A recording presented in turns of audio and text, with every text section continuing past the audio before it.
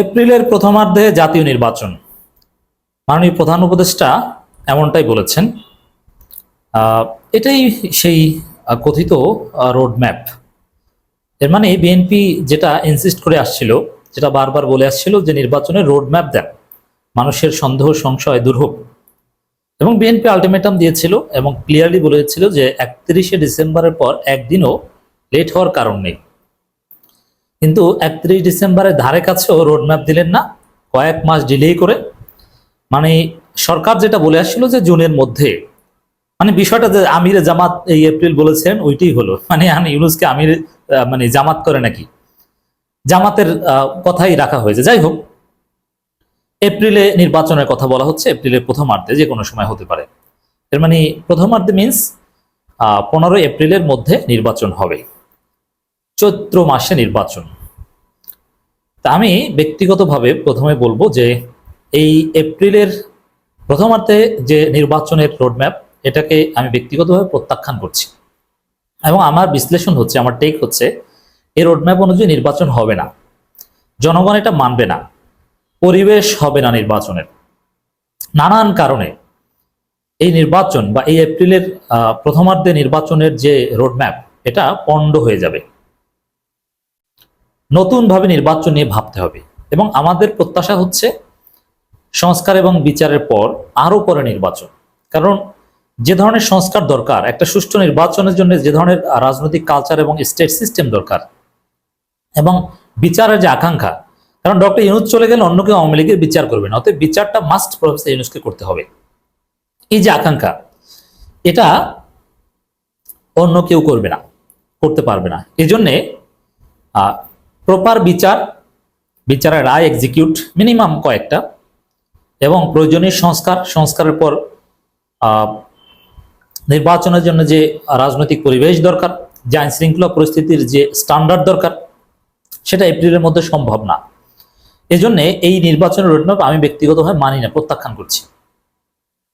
বরং রাজনৈতিক দলগুলোকে আমি ঐক্যবদ্ধ হওয়ার ডাক দিচ্ছি, এবং এটা দেখবেন যে হবে। আমি সবার আগে বলছি, দেখবেন যে এক পর্যায়ে সবাই বলবো এটা মানি না। আপনি ঐক্যবদ্ধ হন এখন থেকে। আচ্ছা, এই রোডম্যাপ কার কাছে জিজ্ঞেস করে দিয়েছে? এটা কি কোনো কনসেনসাস হয়েছে? এপ্রিলের উপর কি কোনো আলোচনা হয়েছে সুনির্দিষ্টভাবে? এর মানে সুনির্দিষ্ট বা প্রি রিকুইজিটস বা প্রি কন্ডিশন ফুলফিল ছাড়া, প্রপার কোনো ডিসকাশন ছাড়া এই রোডম্যাপ দেওয়া হলো, এটা গ্রহণযোগ্য হতে পারে না। এটা পলিটিক্যাল পার্টিগুলো মানবে না। উচিত ছিল যে কিছু সংস্কার করবে, কিছু বিচার করবে, তারপরে আলোচনার মাধ্যমে নির্বাচন রোডম্যাপ দিবে। আর জাতীয় নির্বাচন রোডম্যাপ এখন হয় কিভাবে? ইলেকশন কমিশন বিতর্কিত, কোন পদ্ধতিতে নির্বাচন হবে তার কোনো খবর নেই। নির্বাচন কমিশন, সরকার আদৌ পারবে কিনা তার কোনো প্রাইমারি সেকেন্ডারি এক্সাম কিছুই হয়নি, ফাইনাল এক্সামের ডেট দিয়ে দিয়েছে। হলো, আগে তো টেস্ট এক্সাম হতে হবে। স্থানীয় সরকার নির্বাচন করুক এই সরকার এবং এই নির্বাচন কমিশন, এবং ছাত্র সংসদ নির্বাচন করুক, বিএনপি ছাত্রদল কি বিহেভ করে জাতি দেখুক, প্রশাসনকে আরো নিউট্রালাইজ করুক। বিশেষ করে স্থানীয় সরকার নির্বাচন একটা রোডম্যাপ ঘোষণা করতে পারতো, যে স্থানীয় সরকার নির্বাচন কেমন হয় সেটা এক্সপেরিমেন্ট করে তার ফাইন্ডিংস এর উপর ভিত্তি করে আমরা জাতীয় নির্বাচন করবো, এটা বলতে পারতো। কিন্তু হঠাৎ করে ঈদের আগের দিন, মানে ঈদ কেন্দ্রিক আলোচনা এখন নির্বাচন কেন্দ্রিক আলোচনায় রূপ নিয়েছে। বিএনপি অবশ্য এতেও খুশি না, তারা হতাশা প্রকাশ করেছে যে জানুয়ারির মধ্যে হতে পারতো। এখন একটা বিষয় স্পষ্ট হলো যে বিএনপির প্রত্যাশা পূরণ হলো না, কিন্তু আমাদের প্রত্যাশা পূরণ হলো। নির্বাচন আরো দেরিতে করতে হবে, এবং আমি বিশ্বাস করি এই সময়ের মধ্যে নির্বাচন সম্ভব হবে না। এখন অনেক কিছুর উপর নির্ভর করবে। সোজা হিসাব লিখে রাখেন, সেনাবাহিনীর সাথে বা সেনাপ্রধানের সাথে, যেহেতু সেনাপ্রধানের মেয়াদ 2027 সালের সম্ভবত 22 জুন পর্যন্ত আছে, বা 27 জুন পর্যন্ত, সম্ভবত 22 জুন। সেনাপ্রধানের সাথে সরকারের কম্প্রোমাইজ কিভাবে হয় বা আন্ডারস্ট্যান্ডিং হয় কিনা, এটার উপর নির্ভর করবে আদৌ নির্বাচন হবে কিনা। দেখবেন যদি ওয়াকারের সাথে ডক্টর ইউনূসের একটা কম্প্রোমাইজ হয়, তাহলে নির্বাচন তো হবেই না, বরং বিএনপির অনেকে গ্রেপ্তার হবে চাঁদাবাজির অভিযোগ, নানান অপকর্মের অভিযোগ, হত্যা মামলায়। কারণ 100 মানুষ হত্যা করেছে তারা। এই একদিন আগেও তারা গভীর রাতে এক জামাত নেতাকে রড দিয়ে পিটিয়ে হত্যা করেছে বিএনপি। তো এই পরিস্থিতিতে কোনো নির্বাচন হতে পারে না, এর কোনো নির্বাচনের পরিবেশ নাই। অতএব দর্শক, এপ্রিলে নির্বাচন এটা অযৌক্তিক, অবাস্তব, এটা হতে পারে না। এজন্য আরো অনেক কিছুর উপর নির্ভর করবে।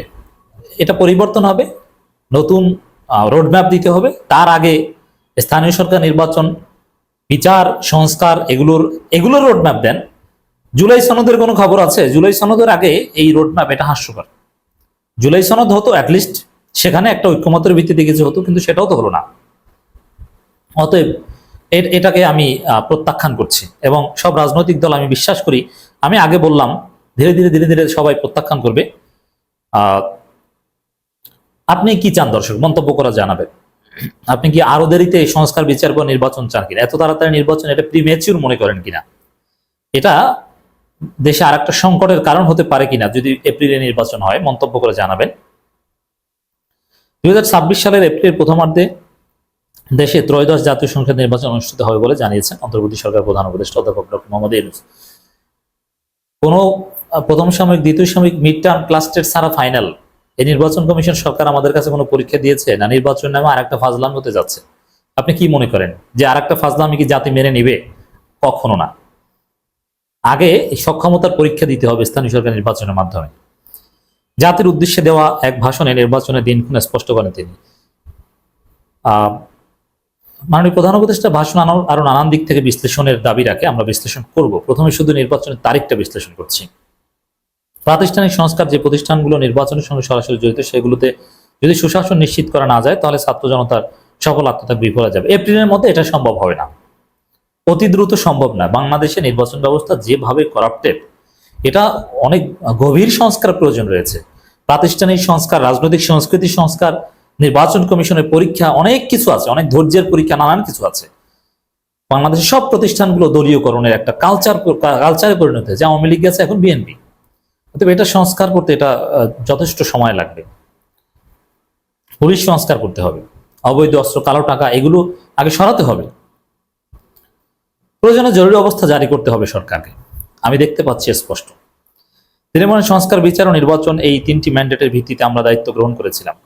এখন আপনার সংস্কার, বিচারের তো কোনো রোডম্যাপ দিতে পারেনি, নির্বাচনের রোডম্যাপ তাহলে কেন দিয়েছেন? মানে এটা আপনাদের দায়িত্বের প্রতি এক ধরনের দ্বিমুখী আচরণ করেছেন। সে বিবেচনায় আগামী রোজার ঈদের মধ্যে সংস্কার ও বিচারের বিষয়ে আমরা একটি গ্রহণযোগ্য জায়গায় পৌঁছতে পারবো বলে এটা একটা কোনো রোডম্যাপ হলো না। বিশেষ করে মানবতাবিরোধী অপরাধের বিচার, যা কিনা জুলাই গণঅভ্যুত্থানের শহীদদের প্রতি আমাদের সম্মিলিত দায়, সে বিষয়ে আমরা দৃশ্যমান অগ্রগতি দেখাতে পারবো। এতে আমাদের উপর অর্পিত দায়িত্ব ন্যূনতম হলেও বাস্তবায়ন করা যেতে পারে বলে উল্লেখ করেন, ইত্যাদি ইত্যাদি। প্রধান উপদেষ্টা বলেন, আগামী জাতীয় নির্বাচন কখন হবে সে বিষয়ে সিদ্ধান্ত গ্রহণের জন্য রাজনৈতিক দল ও জনগণের জন্য বিপুল আগ্রহ রয়েছে। আমি বারবার বলছি, নির্বাচন ডিসেম্বর থেকে আগামী জুনের মধ্যে হবে। যাকে এখন দেখবেন যে এটা করেছে, কিন্তু সামনে জামাত ইসলামী 21শে জুন সমাবেশ করবে, চরমোনাই সম্ভবত 27 বা 28 জুন সমাবেশ করবে। সেখানে অনেক বিষয় স্পষ্ট হবে। ধীরে ধীরে এই রোডম্যাপের বিরুদ্ধে জনমত তৈরি হবে বলে আমি বিশ্বাস করি।